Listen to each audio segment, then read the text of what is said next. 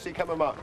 At the gates of Qarth, we found that they had this extraordinary area that they're getting ready to turn into a cemetery. And it's all been completely flattened. It was perfect. Danny and her Kalashar tried to get entrance.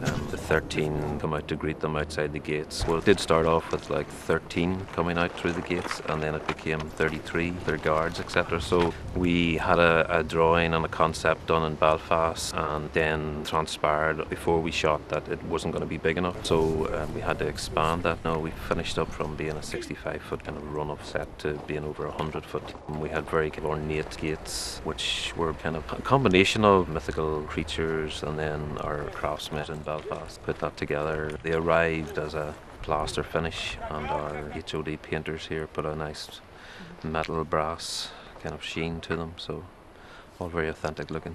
And I always, in my head, saw Qarth as a sort of mirage. So with that in mind, it's a sort of case of talking to Gemma about the architecture, obviously the climate. We started actually with the fabrics, really. We dyed all the silk and then printed, it's almost like gilded gates on it. And then I had a painter who came in and actually painted the sort of fronds and the flowers and the gold behind the gate. With their underskirts, we actually had them baked in clay and then shook them out, and so it gives this lovely crumpled sort of weight to the fabric that you really can't get any other way. And then with those costumes, I wanted them to be able to wear in different ways, so when they come out of the gate they lift it up over their heads and it protects them from the heat, and other times they can be down and then the jacket takes prominence. And then again I wanted it to be like a facade, like a theatrical piece, so that when they turn around a lot of the backs are just linen or hessian, or so it's all a front, it's all a show. We used lots of just actually quite interesting techniques this time. It was a long process to get to the Qarth costumes, longer than we actually, I think, really thought it would be, but